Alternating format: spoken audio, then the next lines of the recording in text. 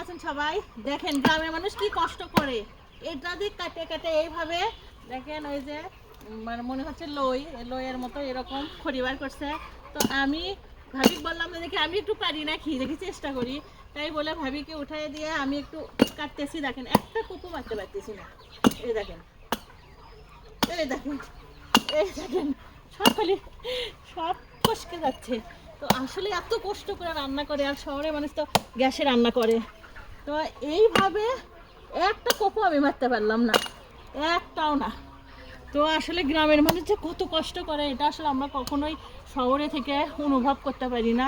তো আমি বললাম যে একটু কাটে দেখি যে পারি নাকি, আমরা তো গ্যাসেই রান্না করি, তো এটা পারি নাকি।